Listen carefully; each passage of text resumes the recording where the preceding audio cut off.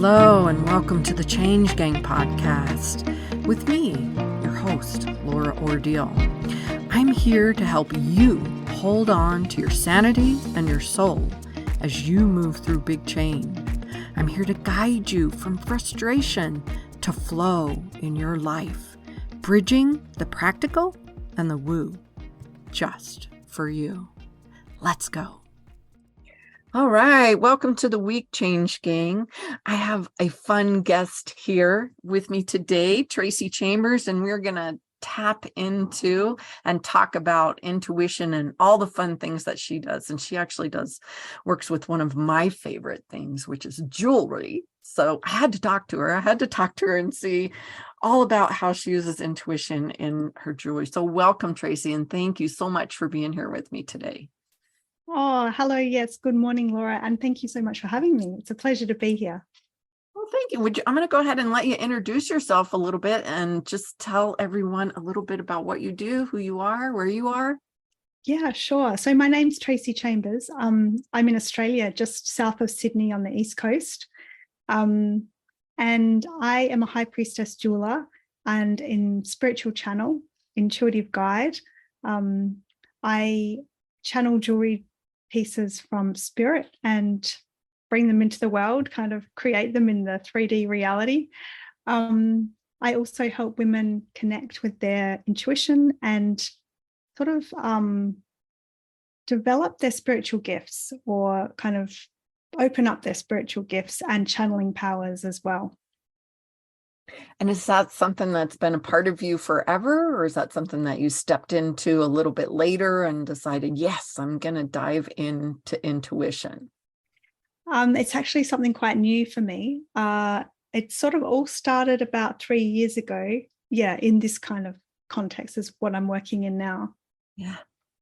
And so what happened that changed that for you? What happened? What was the change process or the catalyst that moved you in the direction that you're in now?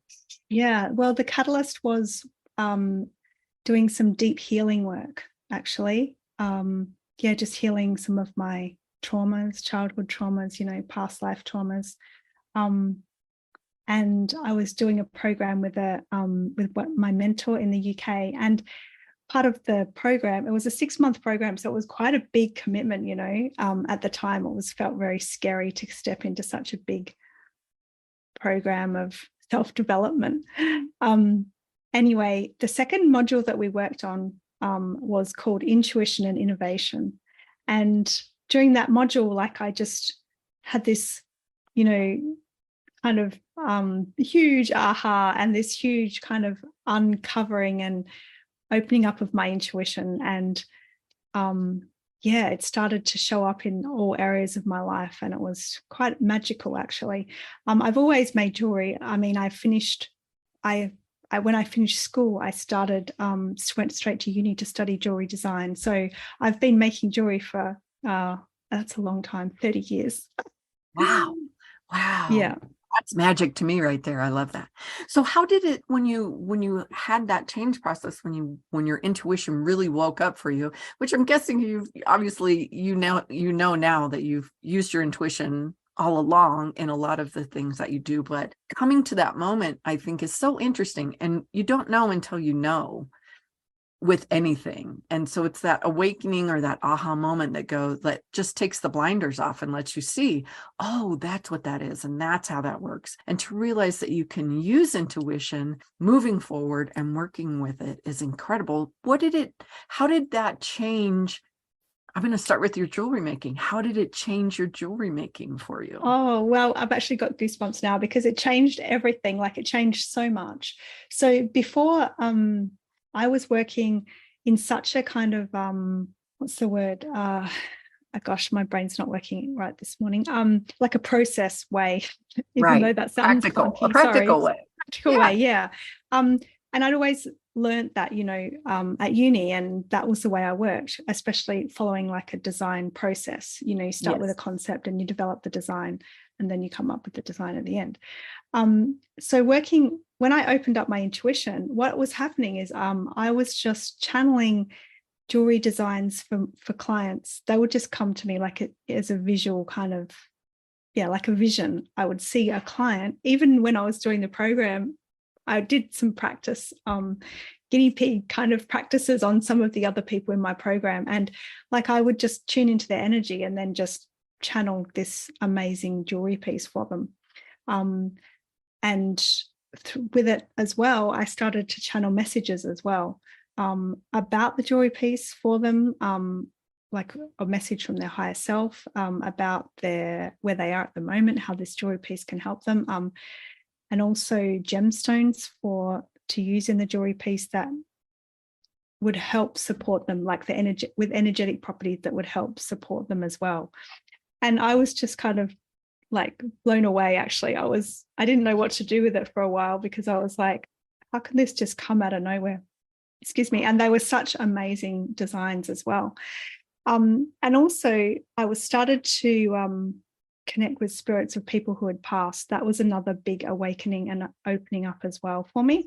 And then after that kind of happened, then I was getting clients coming to me wanting jewelry pieces to remind them of their loved ones who had passed, or using something in them that was from a loved one that had passed. Like, it was very no coincidence.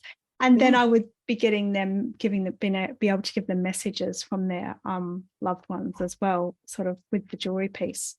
Have you opened up and worked more with the mediumship side of things to move into that a little bit, or is that just no, I haven't. Yeah, I haven't actually. I kind of stopped that because I wasn't that comfortable with mediumship. A lot of the spirits of people that had passed that were coming to me were people I'd known in this lifetime, and some people I hadn't known but had been alive in my lifetime, but I just hadn't known them. And so they wanted me to pass on messages to their loved ones. And I didn't feel comfortable doing that. Like, I just didn't feel comfortable just contacting their loved ones out of the blue, not knowing them, and just giving them a message. Right. So I kind of, I put some boundaries up around that. Well, isn't it interesting when you throw the doors wide open, what the possibilities are and what comes to you? And then you do get to say, yeah, I don't think I want to go that direction. I think I want to open it up more over in this direction. Right?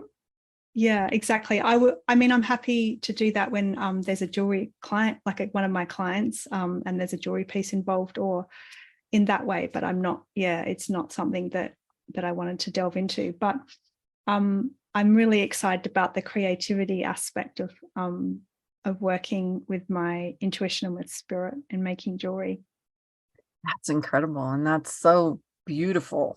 And something that you have, I think, become known for are your crowns that you are making. I almost think that's how I very first saw you, was someone had bought one of your crowns and they shared about it. And so that's something that's gotten pretty popular with the people that you work with. Tell us a little bit about how that came about and what they mean to you and what they mean to the people that you're making them for.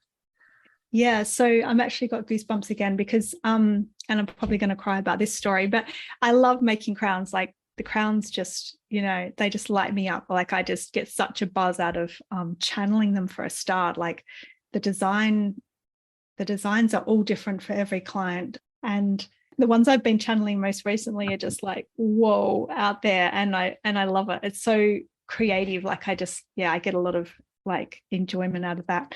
But so what happened when I was kind of opening up all of this intuition and that spiritual side of me, I realized actually that I'd not been listening to my intuition for most of my, especially adult life, all of those nudges of like, don't go into that relationship, especially things like that. And other little prompts that I'd been getting, I'd been just ignoring. And I think that was a bit of self-worth and self-love kind of wounds.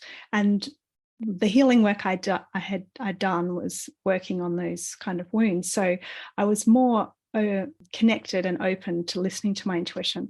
And one of the things that I'd been getting coming through for a long time, since probably the whole time I've been making jewelry, is to make a headpiece, like to make something to wear on the head, a head adornment. And I'd been putting it off. Like, I just didn't know, like it just it never quite sat right. I just never quite knew what to do with it. And then one night I was working in my studio and I just had this overwhelming message to make a crown. And I was like, make a crown? Really? A crown?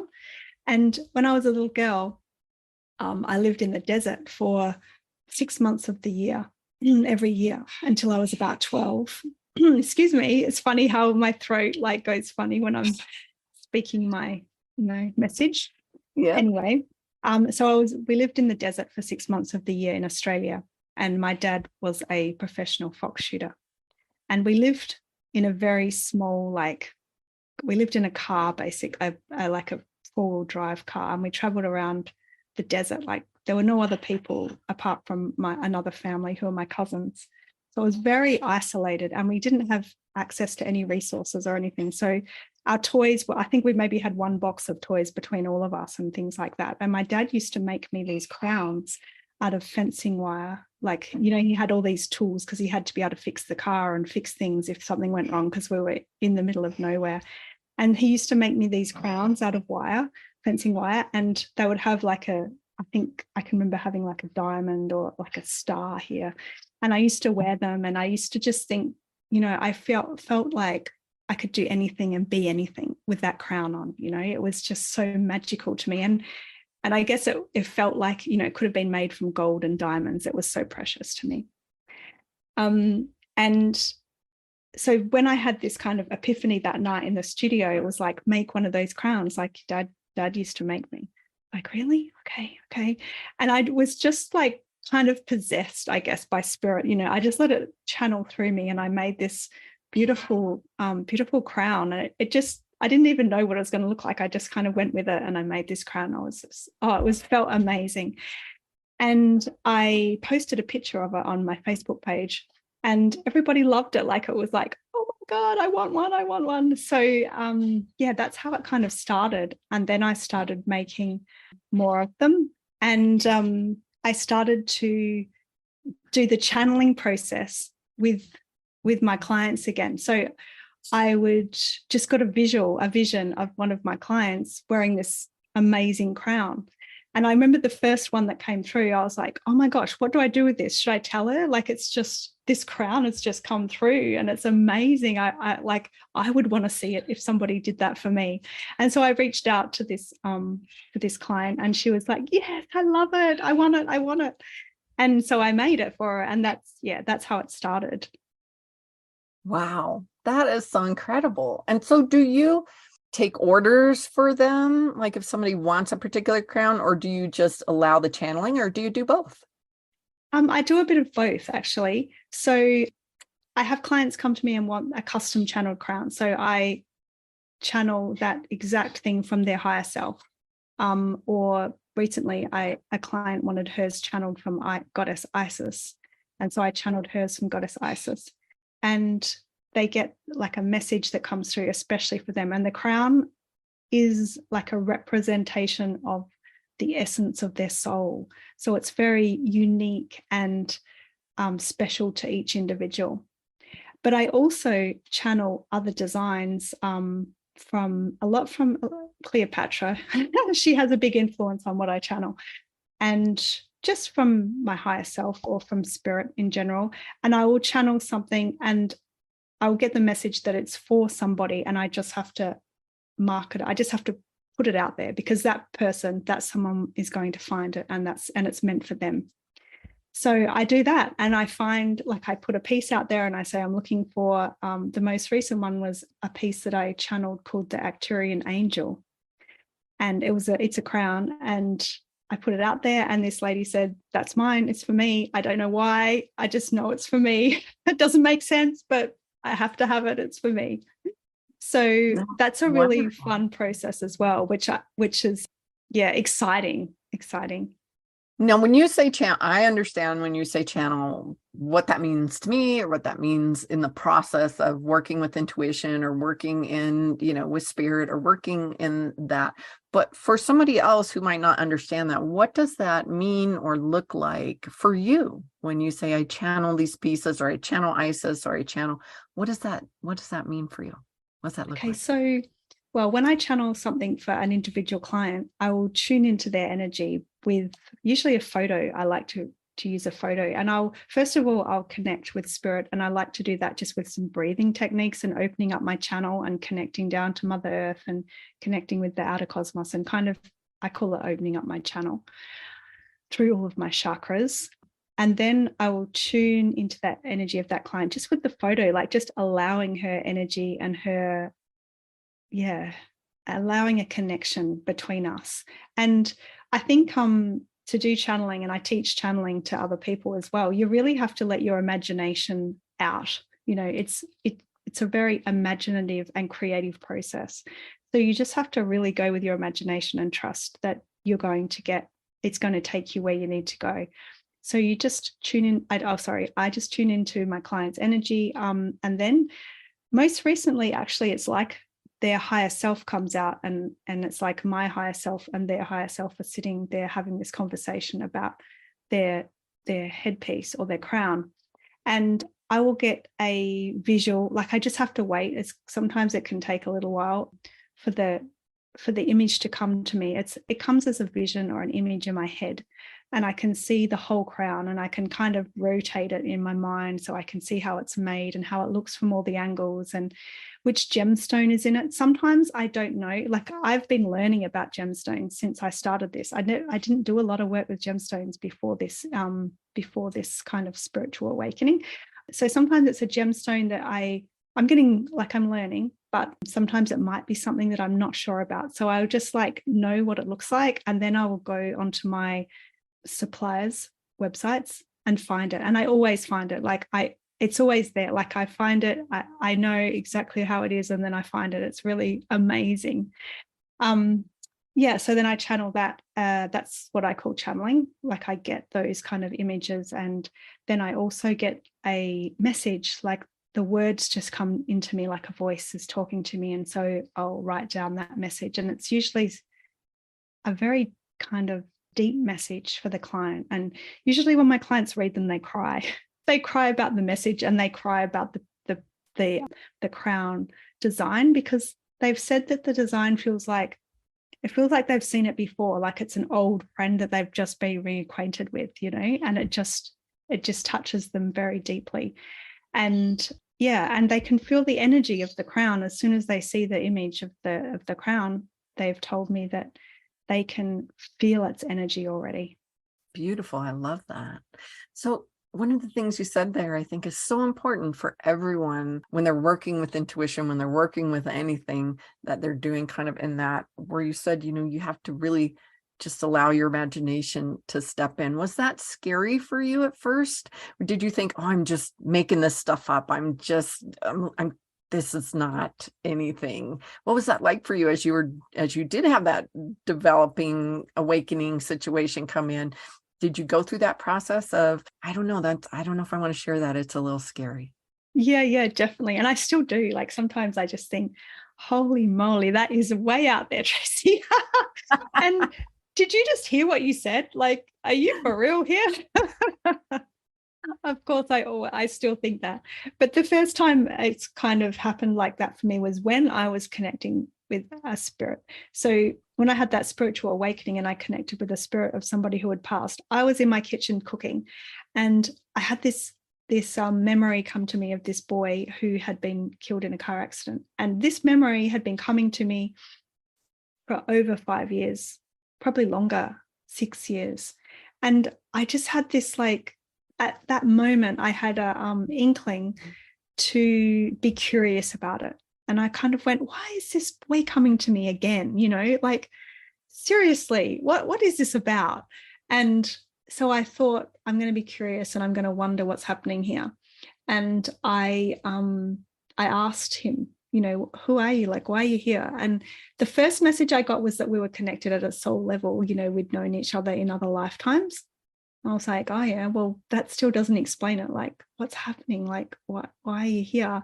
And then, and that's when I got, like, him talking to me as a message.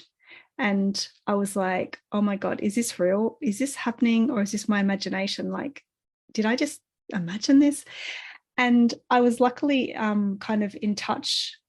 Well, it's not luckily, it's there's no coincidences, but I was in a Facebook group at the time, and there had been a post that day where a woman had said something about her mother being a psychic, because I wasn't even in touch with many psychics or intuitives at the time. And I remember thinking, oh, I'm going to ask her. I'm going to see if I can get in touch with her and ask her about this weird, crazy thing that just happened to me with this spirit of someone who had passed. And I got in touch with her, and she gave me the advice that you need to use your imagination and go through your imagination and out the other side. It was like, it was such good advice, because it made me realize that I wasn't my imagination. Like, this is how it works, this stuff.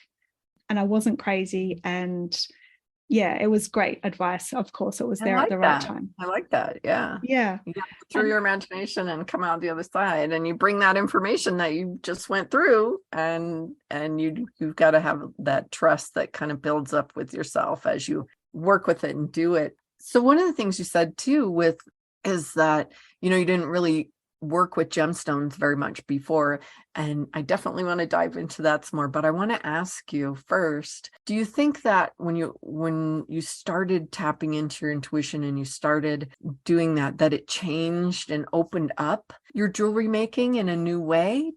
How did that work for you? Yeah, for sure. Like, it definitely did.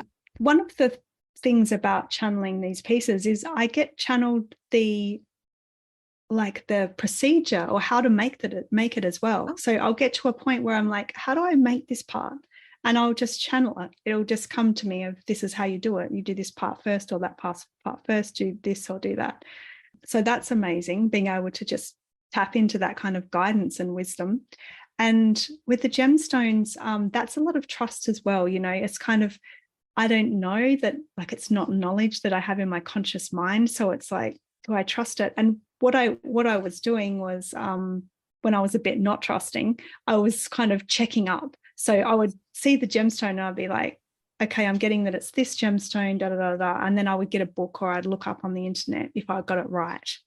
And so it was right, over and over again. And words would come through when I was channeling as well. I didn't know if they seemed way out there. And so I would kind of research them, and then I would get the confirmation that is a thing, and that is a place, or that's a planet, or whatever. And so I got more confident with just trusting what was coming through. That's so cool. Yeah. That's so cool. And so obviously we talked about your crowns, but tell us about do you make all kinds of jewelry? Tell us a little bit about some of the other pieces that you do. Yes, I do. I make all kinds of jewelry. At the moment, I'm wearing this energy clearing earring. So this is like to clear the negative energy from around your neck and your back. And it gets activated with the obsidian in a pouch. So when you're not wearing it, you put it in a pouch and it gets activated with obsidian, and then put it back on, and it's like for clearing the negative energy, which is pretty cool. Like, that's completely channeled as well. And I never thought about activating silver jewelry with crystals, but I've been getting, that I did a bangle. Gosh, what was the bangle called? I can't remember what it was called off the top of my head, but it's activated with moldavite in the pouch, which is pretty wild as well. I'm doing a custom channeled ring at the moment, which is like a personal power kind of ring, and it's amazing, the messages and that I got for that, and the stone that I found for it is just out of this world as well. It's such a cool way to work. And what I'm getting as well, the feedback I'm getting from my clients, I'm not sure if I went into that. I've got a few clients who have given me some feedback on my podcast as well, which are great, very interesting episodes to listen to. So what they say about the crowns and the jewelry, it's not just the crowns, is that it first of all raises their vibration, like even when they're thinking about it, not even in the same room or touching it, they already feel like a raise in vibration. And especially with the crowns, when they wear the crowns, they have connected to other planets and stars and like intergalactic councils. Just some wild, amazing things have happened for my clients when they are wearing their crown and they're doing like channeling or just connecting with spirit. And it's the same with the jewelry pieces as well. One of my clients just recently, actually, I made her a ring, and it was called the Divine Feminine Ring, actually. And the message for her was about really showing herself more love and stepping into her feminine energy. And she said that since she ordered the ring, first of all, just with the intention of giving herself and investing in herself, this piece, it had already started its magic. And then once she got it and started wearing it, like she made a life-changing decision and choice, and something that she had never felt that she could kind of stand up to before. And she was like just so excited. So the pieces have they have that sort of like an energy tool as well as a beautiful piece of jewelry. I love that. I love that. I did not know all that about all of the different pieces that you have. So I'm super excited. Now I've got to go look at more. But so I'm going to go ahead. We're going to chat some more. But for now, tell us where they can find you and your jewelry, and and you have your podcast. Please tell them about your podcast. So tell us all the places to find you, Traci. Okay. Yeah. So probably the best place to find me is on Facebook. I post a lot on Facebook, and I put all of my new pieces. And, if you want to see what I'm working on at the moment, it'll be there under Traci Chambers, Traci Chambers. I do have a business Facebook page called Traci Chambers, High Priestess Jeweller, Intuitive Guide. And here in Australia, we spell jeweler Jewellerer. My podcast is called The Magic of Intuition. I also have a book called The Magic of Intuition, which is to help people kind of from the very beginning step into their intuition and connect with their intuition. And yeah, that's probably the best places to find me. And if you want to send me a private message, just send it on Messenger through Facebook. Yay, that's wonderful. Well, thank you so much, High Priestess. Thank you so much for that. You're so welcome. And we're going to head off into the world, but remember that I'm going to be chatting some more with Traci. So come back and listen to that next episode as well, because we're going to dive in a little bit deeper with some of the gemstone work. And I'm going to ask a little bit more about your book in that next episode. So we'll talk about that. In the meantime, Change Gang, have a great week, and I will meet you right here next week. Same time, same place. I hope today's episode was interesting to you in some way and fun. If so, hey, find someone to share it with. Maybe they need to hear it too, or maybe they'll just enjoy it. If you'd like, go ahead and grab my tips on supercharging your success. It includes a free short meditation to do just that. You can find that at bit.ly/supercharge your success. Until next time, happy day.